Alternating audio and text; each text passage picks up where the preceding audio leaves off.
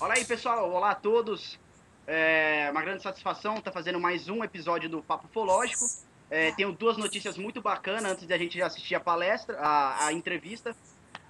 A primeira é, o site da revista Alfa já é oficial. Temos agora um novo portal da ufologia brasileira. Lá podemos ver notícias, vamos ver dicas de livros, vão estar todas as edições. Vai ser um dos principais sites de ufologia aqui no Brasil. Então, dá uma acessada lá, www.revistaalfa, alfa com ph.com.br, dá uma divulgada, divulguem aí para todo mundo, divulguem para os seus amigos. Vamos conhecer o site.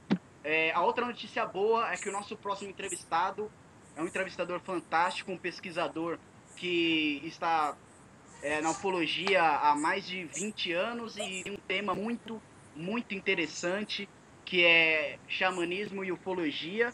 Ele é o primeiro a tratar deste assunto, né, que é tão interessante, tão rico. Então essa entrevista vai ser muito, muito bacana, né? Vocês não podem perder.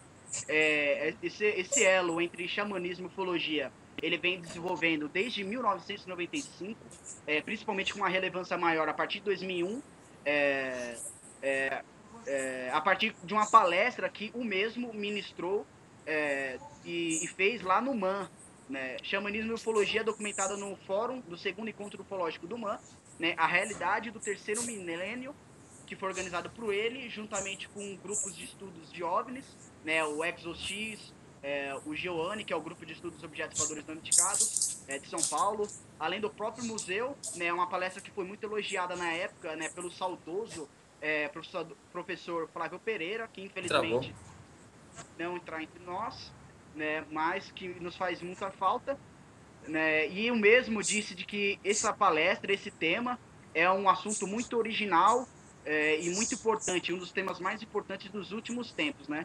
Então, é muito importante essa palestra, não é mesmo, professor Maurício Eloy? Opa, é verdade. Já estou nesse caminho há um bom tempo e eu fico feliz em poder compartilhar e dividir com vocês todos. Muito obrigado, né? É uma honra fantástica estar recebendo aqui você no Papo Fológico. Espero estar sempre contando com a sua presença no Papo Fológico e também na parte, né, de edição, com matérias, né, na revista Alfa. É um prazer muito, muito grande estar contigo, cara. Obrigado, que isso? Obrigado. Então é isso aí, galera. Vamos lá, vamos conhecer o site, vamos divulgar o site da revista Alfa e vamos assistir a palestra, viu? Muito obrigado. Vamos aí com a entrevista. Valeu.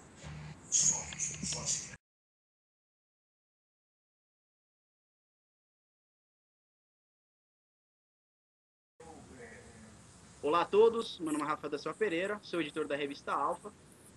Estamos em mais uma edição da revista, agora com o quadro Papo Ufológico, com mais um grande entrevistado, ele que é meu amigo, Maurício Eloy. Ele é professor formado em História da Arte, História da Cultura, Artes Visuais, linguagem cinematográfica e processo de criação. Tem cerca de 30 cursos nas áreas de filosofia, sociologia, artes, semiótica, processo de criação, cultura e religião comparada. Trabalhou por 15 anos na área cultural, trabalhou como educador, professor e palestrante. Suas pesquisas são centradas na área da ontologia, epistemologia, fenomenologia, antropologia e história. Ele também ministra palestras e cursos em História da Arte, História da Cultura e Processo de Criação, concentrando na área de pesquisa de xamanismo e ufologia, um estudo antropológico. Organizou, junto com ufólogos renomados, 4 fóruns de ufologia no MAN, em São Paulo, no início dos anos 2000, com o objetivo de fortalecer a transdisciplinaridade no conhecimento e divulgação de pesquisas ufológicas, e ao mesmo tempo também atingir novos públicos para um fenômeno tão enraizado em nossa história. Olá, Maurício, tudo bom? Tudo bem, e você, Rafa? Estou bem, cara, graças a Deus. Mais uma edição, trabalhando Bacana. firme e forte aí, para trazer a revista Alfa para todos. Com mais um grande entrevistado, né? Obrigado por ter aceito o convite, estar conosco agora. Eu que agradeço, que isso. Então, como foi que você iniciou na pesquisa ufológica e qual o seu objetivo nessa área de pesquisa? Tá. Na realidade, a ufologia, eu não fui eu que fui de encontro à ufologia. A ufologia, ela veio até a mim. Como? Quando eu tinha 8 anos de idade, eu tive a oportunidade de observar um ET, né? É só um minuto, abaixa um pouquinho só. Não, só abaixa um pouquinho. E essa foi minha primeira experiência. Logicamente, naquela situação, eu não sabia do que se tratava e de maneira alguma eu tive medo daquilo que eu tinha visto ali. Era um ser dentro de um quarto e ele ficou em cima do meu primo. E logo quando ele olha para mim, eu de imediato entro em sonolência e durmo. Nós morávamos numa casa muito simples, não tinha luz elétrica, não tinha água encanada, a gente não tinha revista, livro, quer dizer, não tinha nenhum tipo de linguagem que pudesse interferir naquilo que eu estava vendo. Então, o que eu vi foi um fenômeno autêntico, vamos falar assim. Só que eu não sabia que era ET, fui saber muito tempo depois. Na mesma semana que houve essa minha experiência, era de manhã, eu estava mexendo com um cachorrinho e alguma sensação me fez olhar para cima e vi uma nave. E chamei meu tio. Eu morava com meus tios, né? Eram 3 adultos e 3 crianças na casa. Aí chamei meu tio, falei, tio, tem um balão em cima da nossa casa, eu tô com medo que ele caia ou que a tocha caia na nossa casa e pegue fogo, né? Daí ele olhou, ele falou assim, não, isso não é balão, porque não tem tocha. Isso aí deve ser o que eles falam no rádio de disco voador. Então, a ufologia, de certa maneira, ela começou assim para mim. E ela se intensificou em 1990. Acabei de achar um recorte aqui de jornal. Em 1990, eu conheci uma pessoa super bacana chamada Arismanes. E ali eu fazia reuniões na casa do senhor Arismanes. E eu era de um grupo chamado UPECAL. Aí o grupo se desmanchou e eu fui para esse outro grupo, que eu não lembro o nome, onde tinha. É o Geone, que existe até hoje, né? O Geone. E que tinha o Marcão, o Marco Antônio da Silva, que já é falecido. E dali a gente organizou uma vigília e também uma investigação de uma suposta abdução em Sorocaba. E lá eu estou resumindo bem, tá? Porque o tempo é curto. E lá eu vi uma nave-mãe. Todos viram, né? Todos que estavam envolvidos naquele acampamento. Só que essa nave-mãe faz telepatia comigo. Né? Eu fiz telepatia comigo. Essa experiência da telepatia só fui revelar para o Marcão 10 anos depois. Então, essas duas experiências que eu chamo de significativas, elas são importantes nessa minha aproximação ou da aproximação da ufologia comigo. O que eles falaram para mim foi o seguinte, uma única frase: você vai ter uma experiência muito mais significativa do que essa, né? E até agora não houve essa experiência mais significativa. Então eu comecei com a minha experiência com ufologia assim. Agora, com relação a palestras e pesquisas, a minha primeira palestra foi muito interessante, foi numa sala da casa de uma amiga. Em 1990, eu não tinha recurso de computador, essas coisas. O que eu fiz? Eu fui até uma loja e eu xeroquei as imagens, fiz umas pranchas e foi assim que eu fiz minha primeira palestra. Fiz uma roda e eu mostrava, ia falando. Então, minha primeira palestra foi dentro de uma casa. E a minha palestra para um público mais diferente do grupo de amizade foi dentro de uma biblioteca municipal em Mauá, aqui no ABC Paulista. E essa palestra foi a primeira palestra de ufologia em Mauá. Então, foi a minha primeira palestra, vamos falar assim, como ufólogo. Então, eu comecei assim. Nesse meio tempo, eu conheci uma pessoa super bacana e super interessante, que é o Ademar Eugênio de Mello. Todos os veteranos e os ufólogos, ou as pessoas que têm até uns 40 anos, que sabem quem é esse cara, já morreu, infelizmente. E eu ia praticamente em todas as palestras dele. Então, eu fui formado pelo Ademar Eugênio de Mello. Então, a gente pode falar assim, que quem é meu formador na ufologia é o Ademar Eugênio de Mello. E nos livros, primeiramente, foi o Despertar dos Mágicos. E o livro, lógico, do Flávio Pereira. E depois eu fui comprando livros e livros e livros, Helene Granchi, do próprio Marechal Uchoa, que eu achava interessante essa aproximação. Ele foi um cara super revolucionário, onde ele aproxima a ufologia da parapsicologia, que é interessante e continua sendo interessante. Então eu comecei assim, mais ou menos. Eu tive a oportunidade, eu lembrei de uma coisa, de conhecer o Paz Wells. Acho que você conhece, do Grupo Rama, isso na década de 90 também. Eu lembro que eu fui na casa de uma senhora, onde ele começou a explicar as experiências dele, e eu era um molecão, e não sei porque eu falei, você está mentindo. Você não está falando a verdade. E eu fiquei até incomodado comigo mesmo, porque por que eu falei isso? E eu comecei a contar a minha história de menino.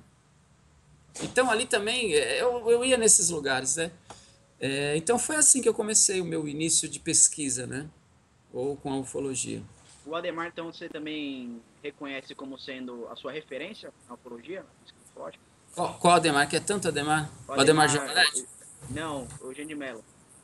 O Agente de Mello, o Ademar Givaretti, de certa forma também, porque eu tenho até aqui, hoje, no meu acervo, o OVNI Documento, que são as Sei, primeiras revistas que o Givaretti publicou. aham. Antes Né? da Eu UFO. lembro que o Givaretti era magrinho, era ele e o Claudio Corvo, né? E eu lembro que eu escrevi para a Gilda Moura, mês retrasado, eu mandei um e-mail para ela, falei, Gilda, você não vai lembrar de mim, vai na Mini não. E ela me respondia porque não tinha e-mail, né? E eu mandei Era uma cópia carta? para ela. Hã? Era Era uma carta? carta, tá comigo aqui. E eu mandei para ela fotografei e mandei por Facebook. Ela achou o máximo, né? Então assim, eu era Tem aí a próximo. carta? E eu não tenho, não, Ah, tá, nem para achar, tem. tá, não sei onde que tá. Então, assim, esses grandes ufólogos, de certa maneira, estavam próximos, né? Estudando bastante e sempre ali no meio, assim, correspondendo e tal, trocando ideia. Então, foi mais ou menos isso. Legal. Hoje é, Ah, e tem. Lembrei, desculpa, eu vou pode falar. lembrando, né? Depois, a minha segunda, talvez importante palestra foi na faculdade, isso em 95. Imagina, eu na faculdade de Freiras, a minha mestra, a professora Irmã Iracema, que graças a ela que eu fiz a faculdade, eu não tinha dinheiro para fazer, ela bancou do bolso dela a faculdade, eu fiz a faculdade graças a ela. E eu fiz uma palestra de ufologia lá. E tinham padres, tinham 3 padres e as freiras, fora os meus amigos. E os padres acharam aquilo interessantíssimo, eles vieram falar comigo. Só que eu fiz uma coisa muito esquisita, eu não tinha muita experiência, eu levei assim 50 livros. O que um menino como eu naquela época queria, eu queria mostrar, eu sabia, né, que tinha conhecimento, que não era uma invenção. Para provar a minha pesquisa, eu levei um monte de livro, ia mostrando, olha, eu tirei esse argumento desse livro aqui, ia mostrando o livro para as pessoas. E minha irmã me ajudava, a Fabiana. E é o certo para Então, você construir um argumento mais firme, você citar da onde que é a fonte, porque a gente não tinha ali, como chama, projetor projetor. ou aquele transparente, eu não tinha. Então, era fala mesmo, era na frente da sala, bastante gente. Naquela sala tinha umas 80 pessoas. E qual foi a reação, assim, dos Nossa, eu... religiosos? Não, então, eles vieram falar comigo, eles acharam, olha, que interessante, e começou a fazer umas perguntas e tal, olha, eu citei até, como eu sabia que é um religioso, eu sou danado. O que eu fiz? Eu fui pesquisar, eu tinha um livro que era de Portugal, hoje é raríssimo, que era Os Discos Voadores na Bíblia. Não tem mais, é muito difícil de achar. Não é aquele brasileiro, tem um brasileiro, é um português, dificílimo. E eu citei, eu falei, para dar uma instigada no meu público, Eu eu acho que esse livro é desse cara aqui, cadê? É o livro do Sanches Bueno, que ele é espanhol e radicado em Portugal, o Sanches não, Bueno. não, eu acho que não. Era um bem antigo. Tanto que eu tentei achar ele, nunca mais achei.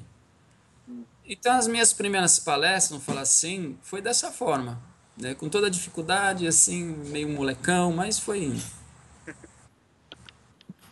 Vamos lá. Como você classifica ufologia? Na sua opinião, o que é ufologia e qual o objetivo real desta área? Eu acho que a ufologia é uma ciência, apesar de não ser reconhecida pelo meio científico. É considerada uma profissão.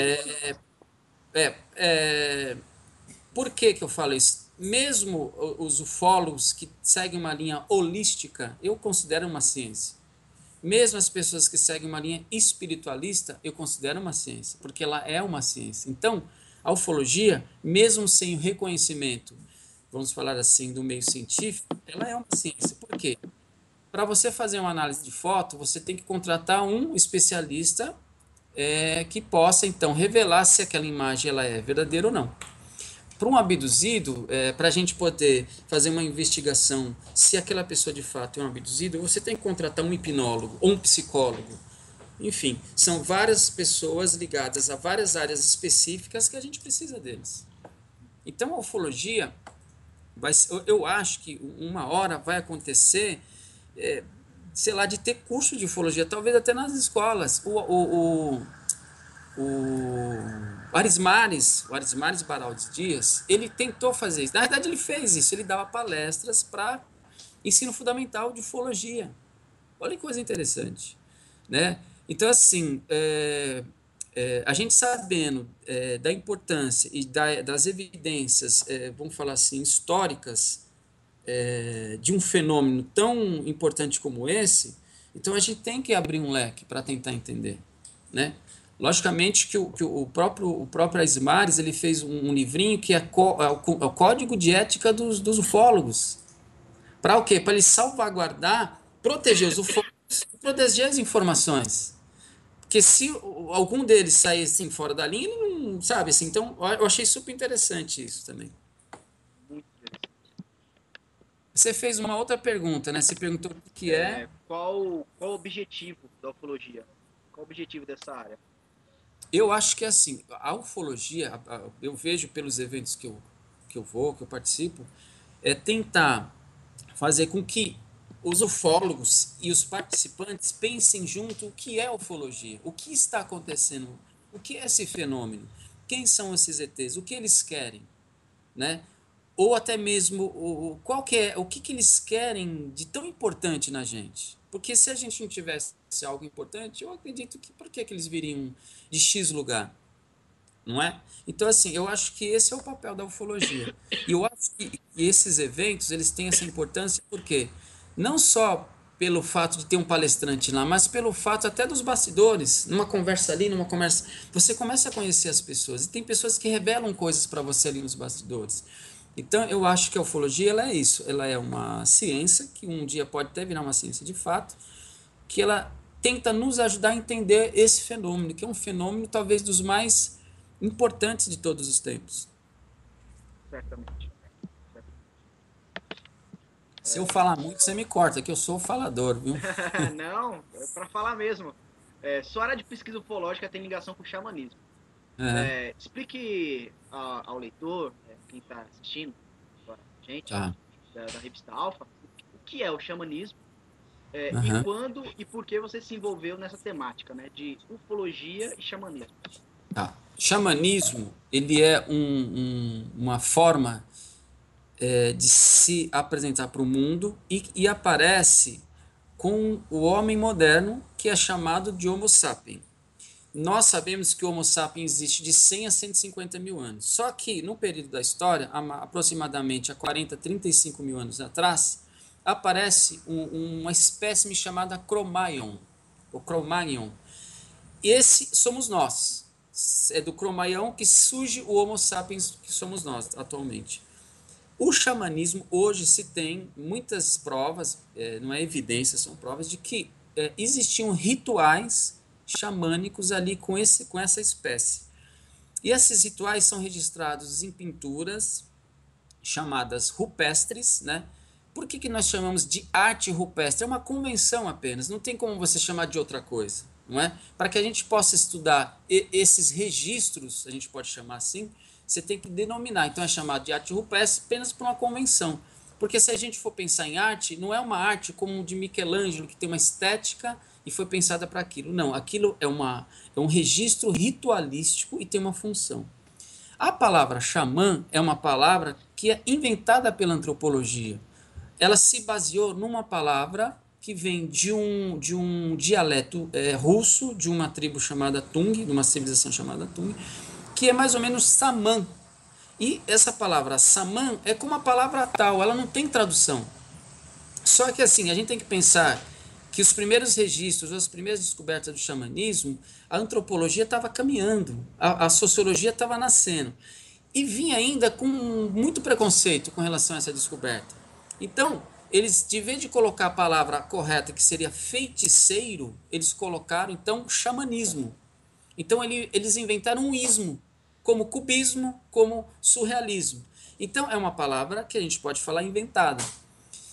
O xamã, ele é um ser que tem a habilidade de se comunicar com várias realidades, né? E para isso ele usa, então, de artifícios como o uso de psicotrópicos. É errado falar alucinógeno. Por quê? O alucinógeno é uma coisa que não existe. A alucinação é algo que não existe, né? A gente pode pensar, uma mosca entrou no meu cérebro e eu fiquei inteligente. Isso é uma alucinação, isso não existe, não é?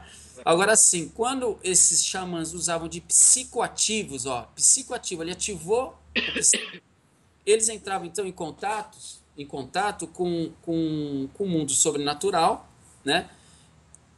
E também com o que a gente pode investigar vários registros de seres que lembram extraterrestres. A gente não pode afirmar que eram, a gente não pode, mas lembram, né? Mas se você tem uma atenção e uma dedicação para tentar investigar e separar, existe uma padronização de pinturas xamânicas. E algumas fogem. Então, o que eu faço na minha pesquisa? Eu vou nessas que fogem da padronização, de seres que lembram não astronautas. Porque isso você vê da televisão. Seres que lembram ETs. Essa é a minha pesquisa. Então, assim, se você vai ali, tem um território nos Estados Unidos que tem umas pinturas de aproximadamente 10 mil anos, são pinturas feitas em rochas, são petroglifos, que lembram seres greys. E são seres que diferem dos xamãs que são registrados ali. Por que existe aquele ser que tem esse aspecto extraterrestre? E ali você tem um aspecto humano. Por que aquele é daquele jeito? E existe sim também registro de seres espirituais, sim. Existem seres espirituais que são registrados pelos xamãs. Existe um gigante em Tassili que muitos ufólogos falam que é um astronauta, mas não é. Aquilo ali é uma entidade espiritual que você vai encontrar em outras comunidades. Então é mais ou menos isso. Porque falar sobre xamanismo demoraria sim muito tempo e daria para a gente fazer muitas palestras, né? Mas é mais ou menos isso. Essa pergunta da aproximação. E eu estou investigando alguns biólogos, alguns antropólogos e xamãs, e eles estão chegando à mesma conclusão, que o nosso DNA ele é uma comunicação, né? E os xamãs lá atrás, já nos anos de 30 mil anos atrás, eles conseguiam fazer essa comunicação, de uma certa forma, no nosso próprio DNA. E graças ao próprio xamanismo que a gente conseguiu sair de uma condição de quase morte, de quase extinção. Você vê que os Neandertais eles se extinguiram. Os Cro-Magnon não, ou os Homo sapiens não. Porque parece que na história, em um determinado momento, eles descobriram que eles poderiam caçar animais de grande porte, né? E você caçando animais de grande porte, você vai ter a carne vermelha. E a carne vermelha dentro do seu corpo, ela fica por mais tempo, então ela aquece mais. E fora isso, você tira a carcaça, que é a pele, você pode se cobrir. Então, tudo indica, né, pelos registros de que o Homo sapiens com o xamanismo conseguiu sobreviver nesse período X. E nos relatos desses xamãs mais atuais, você consegue ver experiências muito próximas com abduções. E se você for lá atrás, até 10 mil anos atrás, mesmo no xamanismo tradicional, você também tem o mesmo registro. O Hancock ele escreveu um livro chamado Sobrenatural, onde ele mesmo fez experiências, e ele mesmo viu, porque ele não se interessa pelo tema alien, nem pelo tema discos voadores. Não que ele negue que existe, mas ele não se interessa. A princípio ele não se interessava, e hoje ele passa a se interessar. Quando ele fez a sua experiência xamânica no Peru, o que ele viu? Os greys. E viu naves. E ele teve uma experiência de abdução nessa visão, ou nessa experiência psicoativa. Ele teve uma visão que parece real. Então, qual a conclusão nisso? De que os xamãs, lá no passado, lá em torno de 30 mil anos atrás, provavelmente tiveram uma experiência de comunicação com essas entidades e algumas delas foram registradas nas cavernas e nas pinturas parietais. muito interessante. É um tema Disparei, né? fascinante. Falei igual um trator agora. É assim mesmo que eu gosto, né? Todo mundo que assiste quer saber de conteúdo, quer saber de diálogo mesmo, né? E nesses rituais xamânicos havia, né, como você disse, a particularidade da utilização desses Psicoativos. psicoativos, né? Em certos momentos acreditavam que mantinham contato com seres sobrenaturais. É. Então você acredita mesmo que seriam seres extraterrestres? Essas visões dos xamãs Olha, eram, é, não, como você disse, não era uma alucinação. Então poderia ser algo real. Você sabe nos informar o que era relatado nessas visões? Era algo próximo do fenômeno das chamadas abduções convencionais e que são tão estudadas até hoje mesmo pela camada acadêmica, principalmente por psicólogos. olha, não dá pra gente ficar como era isso porque são evidências pré-históricas. Você tem registro de pintura. E quando você tem um registro assim, você vai para interpretação ou para comparação. O que que eu estou fazendo então? Tentando comparar desenhos atuais de xamãs atuais ou de pessoas ainda que vivem num estado muito próximo ao primitivo e que ainda faz esse tipo de pintura e que elas têm coisas muito próximas, quase idênticas, né? Eu afirmo que não são todos ETs. É muito, muito pequena a quantidade. Eu acho que em torno de 2%, 1% do que se tem de registrado de possíveis ETs nessas pinturas. É muito pouca. Porque, imagina, esse homem está ali ainda, no seu início de tudo. Mas eu coloco uma coisa é, quando eu falo assim, o que é espiritualidade? Para mim, o homem já nasceu com essa espiritualidade que hoje a gente fala tanto, né? Por quê? Só pelo fato de um homem ou uma mulher, que não eram todos, ter o domínio de várias realidades, ele já está inserido num caminho espiritual. Todos nós estamos, mas ele tem um acesso a essas realidades que a gente, no nosso cotidiano, não tem. Então, eu percebo que esse homem, por algum motivo, se a gente vai lá para a biologia, ou mesmo para a evolução, o próprio Richard Dawkins, no seu livro A Evolução Humana, ele cita um grande psicólogo e grande geógrafo, onde ele coloca um termo muito interessante no livro dele, onde ele coloca assim: o homem teve um grande salto para frente. E esse salto se deu, que é interessante, na chegada do Cro-Magnon. Nenhum especialista até hoje consegue identificar que salto é, por que deu esse salto, o que aconteceu ali. Eu acredito que foi nessa transição mesmo, nessa chegada desse homem que descobre o xamanismo. Eu acho, isso aqui é uma questão ainda que tem que se provar, alguns especialistas estão tentando também investigar isso, a possibilidade da mulher ter descoberto o xamanismo é muito grande. Porque como o homem, como o povo era nômade, eram as mulheres que ficavam no território. E elas, o que elas faziam? Elas colhiam aquelas ervas, aquelas plantações, e elas experimentavam. Logicamente que não foi só isso. Existe um livro chamado A Vida Secreta das Plantas, que é um livro super interessante, foram 30 anos de pesquisa, onde se prova que as plantas têm emoções e sentimentos. E elas têm uma percepção muito mais aguçada que a gente. Então, o que a gente pode imaginar? Como pode uma tribo indígena na floresta amazônica, que é gigante, imagina quantas espécimes de plantas existem lá, né? Pode chegar à conclusão de misturar uma raiz, né, com uma folha e virar um chá e que provoca uma miração. A palavra miração é a mais correta do que alucinação, que é uma palavra antropológica. Como que eles sabiam disso? O que a gente pode entender? Era uma aproximação, aí vem uma tese minha, aproximação afetiva da planta, da floresta, da natureza com o homem. Então, provavelmente, esse xamã lá 30 mil anos, 40 mil anos atrás, teve uma relação afetiva com a natureza. E foi bem sucedida. E aí que entra os ETs. E eles ficaram, talvez até naquele mesmo instante, já que eles têm provavelmente uma vida muito mais longa que a nossa, e uma tecnologia muito mais avançada, eles ficaram admirados com essa afetividade entre planta e homem. Olha que coisa fantástica, cara. Isso é uma coisa revolucionária. Então eu acho assim, que o xamanismo se aproximar da ufologia, porque você tem que também pensar que existe dois xamanismos. Existe o xamanismo tradicional e o neo-xamanismo, que tem também a sua importância.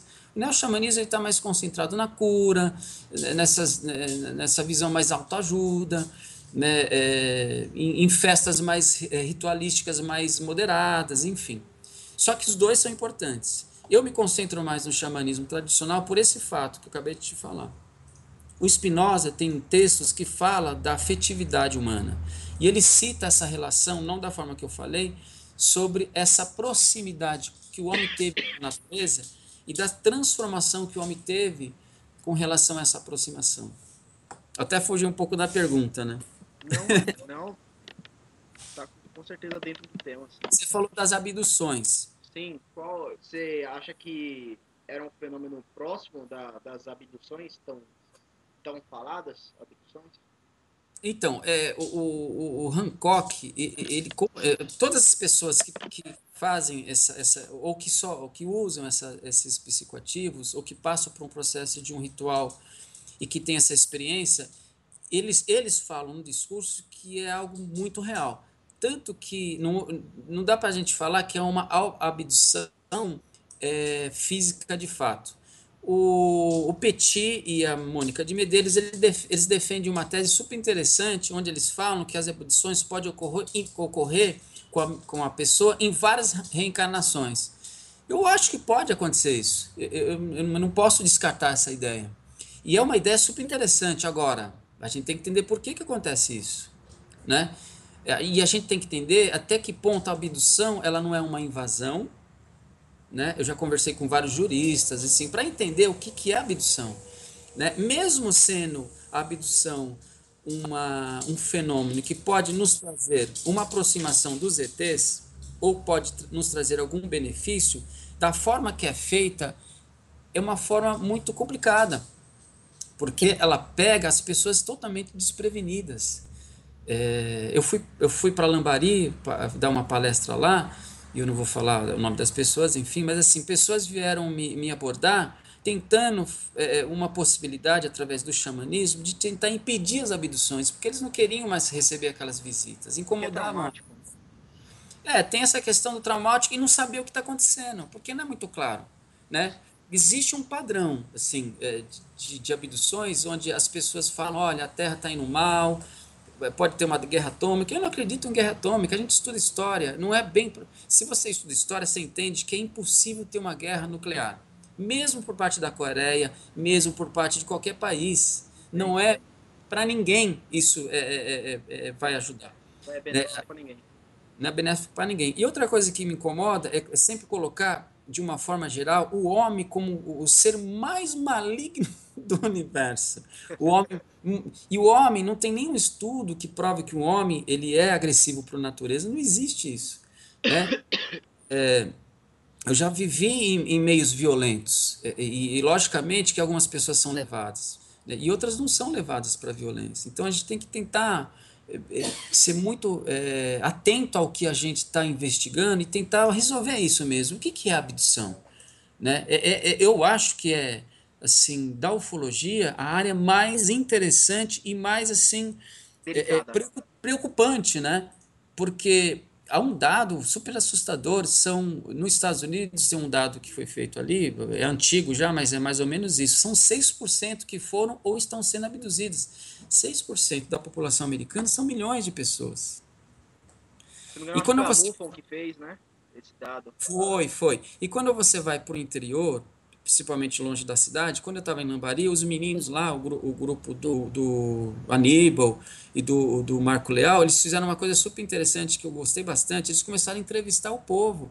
E as pessoas falam, cara, com linguajar que não é ufológico. Eles não falam naves, não falam ETs, eles falam aparelho e seres. Eu vi um aparelho, eu não vi disco voador. Eu vi um aparelho. Então, o que isso demonstra numa pesquisa? Pô, peraí, eles estão vendo algo interessante. E são histórias, eu acho que seria também interessante um pesquisador fazer isso, pegar um dia, sabe, assim, um ano, sei lá, e percorrer o Brasilzão e fazer essa pesquisa de campo só de recolher essas histórias. E são histórias muito autênticas. que você percebe que não tem a influência da mídia ali? Ou do vício, porque a gente se vicia mesmo, né? Nós viciamos nas informações. Exato. E eu acho, só para fechar a sua pergunta, essa aproximação do xamanismo com o estudo das abduções, eu acho que é para tentar também dar um caminho para tentar resolver para aquelas pessoas que querem resolver e tentar entender para as pessoas que querem entender. Porque já que existem as abduções, ela faz parte da nossa vida e a gente tem que saber o que se trata. É o nosso direito. Depois que a gente descobrir, aí já é outro problema, né? Meus amigos me perguntam, e aí, cara, se a gente descobrir que de fato os ETs existem? Eu falei, então, esse já é um problema resolvido, eles existem. O que a gente vai fazer com a existência deles já é outra coisa, aí vai ter que entrar num patamar muito mais Um complexo, degrau de cada vez, né, velho? um degrau de cada vez, senão a escada cai. É. É, Maurício, você sendo professor de História da Arte e História da Cultura, você vê alguma ligação histórica de supostos seres extraterrestres em nosso passado? Alguma evidência dos chamados paleocontatos? Somos visitados por eles há milhares de anos? Olha, eu tenho certeza que existe ETs, né? Eu sou do meio acadêmico, eu me exponho no Facebook, tem pessoas que eu sei que às vezes, eu coloco textos, eu tento juntar textos acadêmicos, por exemplo, eu fiz um texto que eu citei o filósofo Futter, e fiz uma relação com a ufologia e o xamanismo, poucas pessoas entenderam o que eu fiz, enfim, é um caminho que eu quero seguir para tentar juntar, se aproximar mesmo da ufologia de pesquisa de campo, da ufologia científica e da ufologia espiritualista. Eu acho que todo mundo tem um pouco de cada coisa importante para a gente misturar aí. É, eu acho que eu acho que sim, deve ter existido sim uma aproximação. Eu não falo, eu falo uma aproximação cultural, porque a gente sabe o que aconteceu. Se a gente cita lá Suméria, eu não sei que de fato aconteceu, porque assim, como a gente tem um texto que vem de uma civilização que a gente desconhece, a gente trabalha apenas com interpretação. Agora, logicamente que tem algumas histórias e alguns registros que colocam a gente que aquilo ali pode ter, então, uma informação importante para a gente entender quem são aqueles seres. Agora, afirmar categoricamente que é um extraterrestre fica muito difícil. Eu acredito que houve sim uma aproximação cultural. E o que se deu e como se deu é muito difícil. A gente tem que, então, investigar mesmo, ter esses documentos, enfim. Mas, de uma forma geral, eu acredito que possa ter sim. E está acontecendo, né? Se está acontecendo hoje, no século XXI, por que não lá atrás, né? Você tem um livro que chama Arqueologia Proibida, aqui no Brasil acho que é outro nome, onde você tem pegadas de solo de sapato de 400 milhões de anos. Você tem uma esfera que só poderia ser feito em uma fábrica, né, por causa da temperatura X, há 200 milhões de anos. Então, assim, eu acho que o visita, assim, de alguma cultura alienígena pode ter influenciado de algumas culturas antigas, né? De que forma foi, é muito difícil a gente conseguir até agora, né? A não ser que os departamentos que guardam esses documentos nos revelem. Por exemplo, na Inglaterra tem muita coisa sobre o Sumério que a gente não sabe. Tem a rainha, né? A rainha sumeriana que está lá que eles não liberam para a gente fazer um DNA como queria o Zacarias Chitzen, né? Ele queria que fizesse um DNA para tentar ver se ela é um ser humano ou não.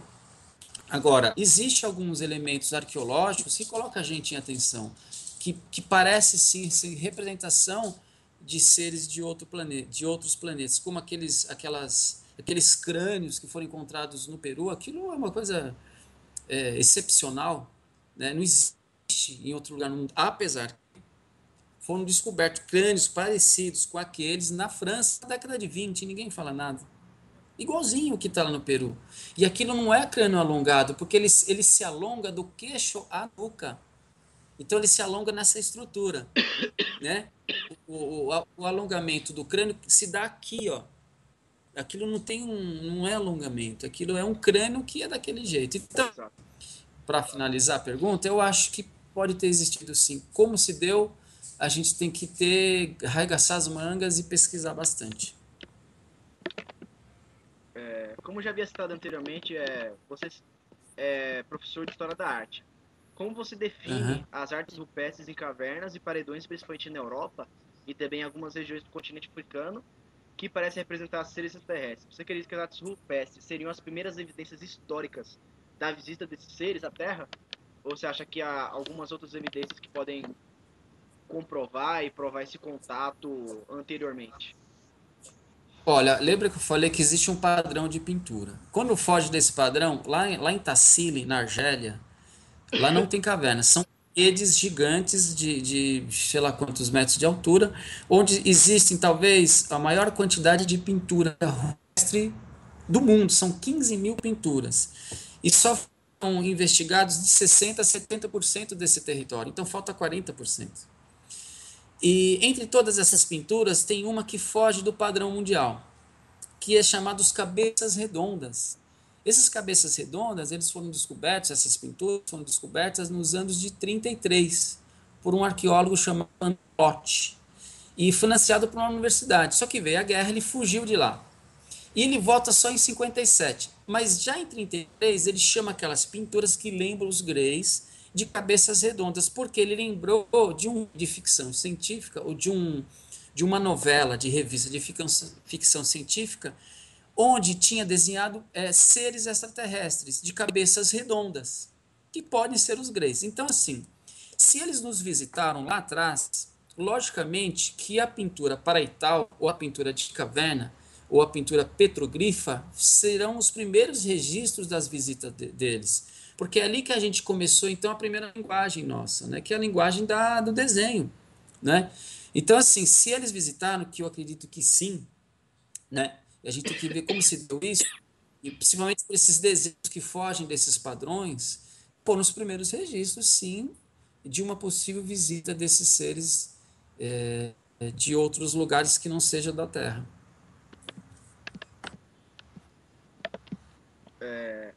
Há pessoas que acreditam que somos criações desses seres extraterrestres. Como você analisa essa Hum. suposição? Há algum indício, evidência forte que sustente essa teoria? Não há indício que nos prove que nós somos um produto de seres extraterrestres. Mas isso também é difícil de responder, não é? Porque nós não sabemos quem somos. A ciência não sabe ainda quem é um homem. Como que eu posso afirmar que eu sou produto de um extraterrestre se a própria biologia ainda não sabe quem somos nós? Não sabemos quem somos, né? Agora, essa possibilidade pode existir? Pode existir. Pode existir. Eu não posso afirmar que nós somos, mas pode existir, ela pode. Como a gente não sabe a gente quem somos, então a gente tem que entender várias questões aí. Agora, o nosso DNA, eu acho que é uma chave importantíssima, muito mais que o céu, para a gente tentar entender essa pergunta que você fez. Porque o nosso DNA, que ele é? O que é um DNA? O DNA é uma tecnologia tão avançada, né? Existe um antropólogo chamado onde ele identificou que o Qual o nosso nome do DNA é antropólogo? uma linguagem. Ele chama Narbi. Ele é canadense, né? Henri Narbi. Ele é do Canadá, fez história, depois fez antropologia nos Estados Unidos, fez biologia por causa do xamanismo. A história dele é rápida. Ele foi para a floresta amazônica, ele ficou um ano pesquisando biobotânica. Não era nada de xamanismo, cara. Só que um dia um xamã o convidou para fazer um ritual. Quando ele fez esse ritual, ele acessou o DNA dele. E o que, que ele desconfiou? Que no nosso DNA contém mensagens deixadas por alguém ou por um monte de pessoas, enfim, por algum ser. O que, que ele fez para tentar entender essa descoberta dele? Ele sai então ele termina a pesquisa dele com as plantas e vai então para a Inglaterra, para a França e faz então um curso de biologia e volta no local. Aí ele escreve um livro chamado A Serpente Cósmica. Em tudo que é cultura, a serpente está presente. E o DNA é isso aqui, ó. O nosso DNA ele é uma serpente, duas serpentes serpenteando, né? O que Sinarvi nos colocou então que o nosso DNA pode ter sido pode ter sofrido uma interferência de algo externo. Então, algum ser que não seja terreno nos colocou algumas informações que a gente não conseguiu identificar ainda. Não é só ele. Existe um físico, que eu também acho que é do Canadá, onde ele coloca uma ideia de que nós temos um cartão que foi colocado no nosso DNA e esse cartão tem que ser, tem que ser codificado. Existem dois físicos do Cazaquistão que também identificaram a possibilidade de ter um código secreto do nosso DNA deixado por alguém. Não são ufólogos, são pessoas de outras áreas. Então, assim, eu acho que as coisas estão se encaixando. Eu até brinco, eu acho que assim, a resposta para a gente entender o que são as naves, o que são os ETs, pode estar dentro do nosso DNA. A ala espiritualista fala umas coisas que são interessantes que a gente não pode descartar, né? De que algumas pessoas falam assim, o nosso DNA ele tem que ser ligado. E alguns xamãs falam isso. Eles conseguem ligar o DNA para entrar em contato com X espíritos, X entidade. Então eu acho o seguinte, como a ciência já está admitindo que o nosso DNA contém um enigma, e nesse enigma talvez é a chave para nossas respostas. Então eu penso assim, eu até fugi da sua, eu até esqueci da sua pergunta, porque eu vou indo. Deixa eu tomar aqui. Da criação. Então eu acho assim, não dá para a gente provar ainda como surgiu o homem, né? Se ele foi criado ou não, ou se ele veio de fora ou não. Mas o nosso DNA é uma ponte para tentar entender se nós somos uma criação de extraterrestre ou somos uma criação divina, ou a gente apareceu na Terra sim por causa de um acidente de um meteoro, né? Então, de repente, a própria ciência, a gente não tem acesso a todo o conhecimento que a ciência tem e já tem essa resposta. De repente eles têm. Pode ser tão surpreendente que eles não podem revelar ainda. Mas assim, esses pesquisadores mais autônomos, eles estão indo na resposta, entende? Então assim, de repente, com essa revelação das mensagens, a gente pode chegar a uma resposta definitiva se nós somos produto de uma inteligência extraterrestre ou não. Um tema muito polêmico e também discutido no meio ufológico são as chamadas abduções. O que são abduções, o que representam, qual o motivo desse fenômeno estar ocorrendo? Então, as abduções, eu até listei aqui uma coisa interessante. Ó. Por exemplo, existe um pesquisador, é um químico, e ele é considerado um dos maiores químicos do mundo. Ele é italiano, chama Conrado Malanga. São poucos ufólogos que falam dele, mas o Mário Rangel cita ele na pesquisa que ele faz sobre hipnose. E é interessante a pesquisa do Rangel, ele é muito danado, ele foi e contatou quase todos os hipnólogos no mundo. Então ele tem assim no contato dele uns quase 300 hipnólogos. Isso é interessante. Hipnólogos que tratam de abduções. Tá? Olha só, são bastantes, se você for ver. E ele pesquisou esse cara chamado Conrad Malanga. Se você quiser, os livros dele são disponíveis de graça na internet. Te passo o link depois. Tem em espanhol, tem inglês, italiano e espanhol, tá? Não tem em português. Ele acha, e é mais polêmico ainda a ideia dele, ele acha que as abduções são possessão. Só que se você vai para o xamanismo, existe um termo usado no xamanismo, tanto atual, né, o xamanismo, como o xamanismo tradicional, que é o roubo da alma, né?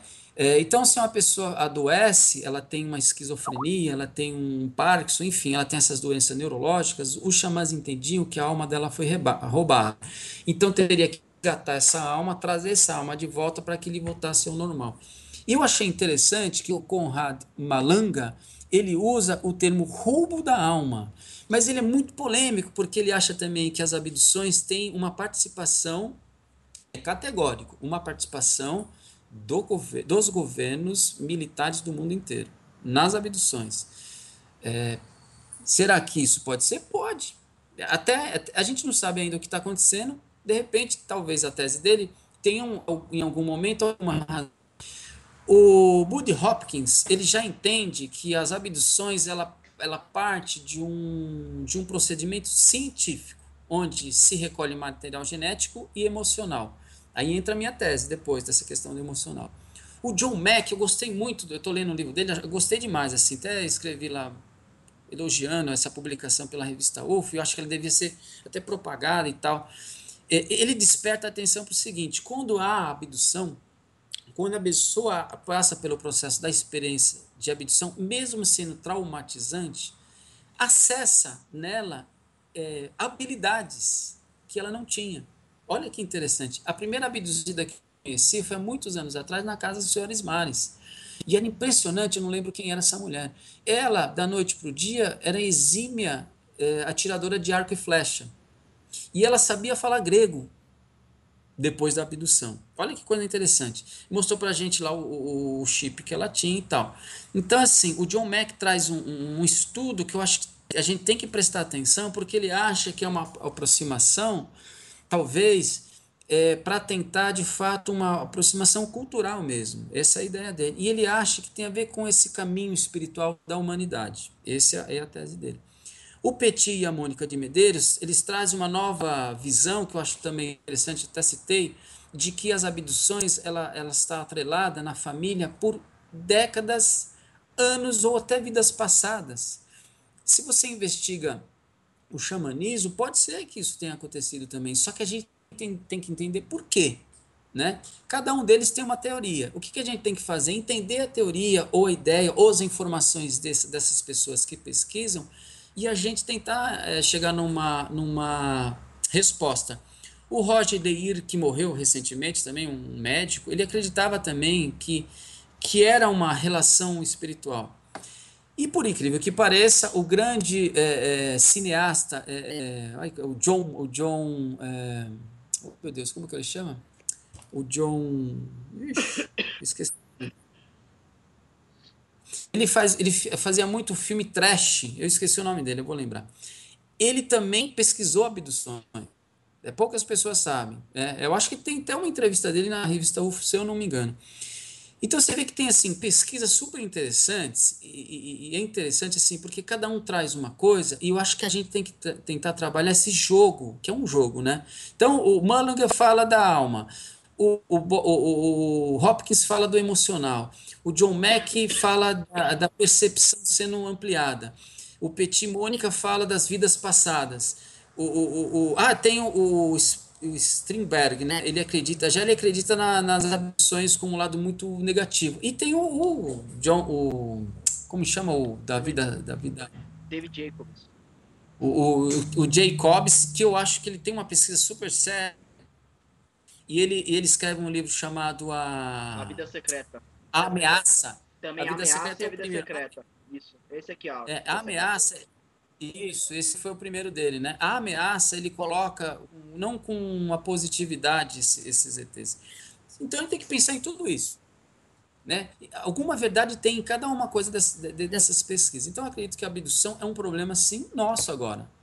Não é só um problema dos ETs, é nosso também. Então a gente tem que entender o que está acontecendo. Você acha que é uma ameaça? Então eu não sei, eu acho assim, a forma de como é feito, eu acho É que é preocupante, né? problemática. Porque se você vai para o território jurídico, você entende até como estupro. Se você vai de novo para a questão jurídica, é uma invasão de território, invasão de propriedade, né? Então, assim, aí vem a pessoa, talvez, alguém, mas isso aí foi autorizado por uma confederação intergaláctica. Só que você tem que entender que nós somos uma civilização, que nós temos uma sociedade constituída, certo? E você está quebrando as nossas regras, não é? E a gente tem que parar com o discurso que o homem é um cara animal troglodita. Não é, não existe isso. Eu estou lendo um livro onde um grande intelectual, ele é psicólogo e cientista, onde ele está provando que o homem, desde a época lá de trás, há 40 mil anos para cá, a violência vem diminuindo. E se você pega a televisão, as violências que são mostradas na televisão são sempre as mesmas violências, ou seja, são violências que são constantes, né? E que elas, lógico que o livro dele não vai chegar à conclusão que um dia vai sumir a violência. Eu acho que não, porque você vai para a natureza também tem violência. Você explode um vulcão e esse vulcão aí arrasa com um monte de animais, se existe só animais na região, um monte de plantas, isso é violência, se você for ver, é uma violência. Então, assim, Eu não sei o que é, o que está acontecendo, o que são as abduções. É ao mesmo tempo fascinante e ao mesmo tempo preocupante. Porque vai que lá na frente é algo tão. É igual um jogo mesmo, é igual é final de um filme fantástico. Vai que o final não seja o que a gente está imaginando. Entende? Então a gente tem que fazer o seguinte: abraçar as ideias de todos esses amigos, tentar entender junto com eles. A minha tese é o seguinte: eu penso que os ETs que estão abduzindo, e parece que são várias espécies, mas em especial os greys, com aqueles, né, que são os maiores, eu percebo que eles são fascinados pela nossa criatividade. Eu sou professor de processo de criação. Se você faz um estudo desde lá de trás até agora, o homem é um ser criativo. Ele tem um estado de criatividade elevado, até mais elevado que os ETs. Se pega alguns depoimentos de abduzidos que falam isso. E outra coisa que eu concordo com o Hopkins, a nossa afetividade. E eu ia dizer Nós isso. somos seres afetivos, sim. Nós somos mais afetivos do que agressivos. Nós somos. Não é? Nós queremos resolver o problema do nosso planeta. Quem estraga o planeta não é o cidadão que pega o ônibus, que fica lá 2 horas no ônibus e ganha aquela merrequinha, volta para casa triste e não consegue fazer a sua faculdade. O cidadão que tem uma empresa, que ganha milhões de dinheiro e quer ganhar mais, são eles que estão destruindo o planeta. Eu trabalhei como educador, eu trabalhei com pessoas, desde de pessoas que moravam na rua, que consumiam drogas químicas, a pessoas que moravam assim em mansões, cara. Então eu percebi o seguinte: essa pessoa tinha um problema muito parecido com essas pessoas das mansões. Só que quem manda, ou quem desmanda, ou quem estraga tudo mesmo, e que tem destruído nosso planeta, são as grandes corporações. Não é o cidadão que pega o ônibus no cotidiano que vai invadir a floresta amazônica e destruir aquelas árvores. Não são. Então o que eu tô pensando assim? A gente não sabe direito o que está acontecendo na engrenagem de tudo isso. Quais são os ETs que estão nos ajudando e quais os ETs que estão a favor desses, talvez até mesmo dos nossos governantes. A gente não sabe. É uma incógnita. Por isso que a gente tem que investigar. Exatamente. A entrevista foi muito boa. Um assunto fascinante mesmo. Acho que é assunto também para novas discussões, uma nova entrevista depois mais para frente. O Maurício faz também palestras, principalmente em São Paulo. Quem for da região, fica ligado.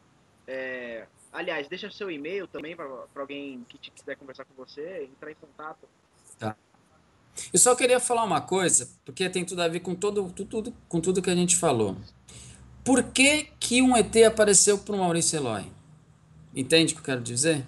Sim, Por que, que o Maurício Eloy viu uma nave junto com os amigos em 1990? Não é? Por que, que foi feita uma comunicação? E essa comunicação que ficou de retornar ainda não retornou, que acho que vai. Por quê? Então, por que, que eu estou na ufologia? Entende? Então, o que, que eu estou falando com isso? Que tem pessoas ou tem seres que de certa forma nos querem bem, não é? E que é a mesma coisa que acontece aqui. Tem pessoas que querem bem aqui a gente e pessoas que não querem a gente bem por vários motivos. Mas eu percebo o seguinte: o ET que eu vi é um ET, eu nem falei a descrição dele, é um ET leitoso. Ele não era um Grey, mas ele tinha uma aparência, tinha uma fisionomia muito próxima ao Grey. A cabeça dele não era tão grande, mas os olhos eram muito parecidos, idênticos na realidade, pretos, uma boquinha fininha e 2 furinhos, como o nariz, dois furinhos e não tinha orelha. E ele tinha um bracinho fininho, e ele era um leitoso, só que ele tinha uma luz que saía do corpo dele que não iluminava o meu quarto. Ele só iluminava o corpinho do meu primo que estava ali. Então, eu sei que aquele ser, ele não tem, ele tem alguma intenção, vamos falar assim, pacífica, vamos falar, ou uma boa intenção. E mesmo aquele que me contatou na nave. Então, assim, o que a gente tem que tentar entender é que tem muita desinformação. Por isso que tem que ter esses fóruns, por isso que a gente tem que, como eu citei, todas essas pessoas aqui que estão com esses trabalhos super importantes, a Mônica Medeiros, Petit, infelizmente o Hopkins morreu, o John Mack morreu, mas tem outros cara, outras pessoas pesquisando isso.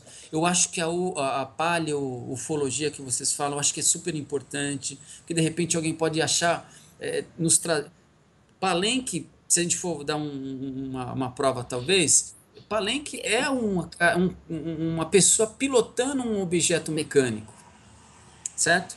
Ali é um objeto mecânico, né? Eu já dei uma palestra sobre as pirâmides. Eu acho que as pirâmides foram feitas pelos egípcios, mas ela tem uma tecnologia tão avançada que não dá para a gente falar agora. Só na pirâmide maior são 2.500.000 pedras. São 3 grandes pirâmides, não são só uma. A maior pedra está dentro da Câmara da Rainha, que pesa 70 toneladas. Entende? Então, assim, é como se a gente estivesse num jogo e que a gente tivesse que ter paciência e tentar, através de várias informações, solucionar esse quebra-cabeça. E diz respeito a nós. Agora, tudo diz respeito a nós, porque não é só dos ETs, né?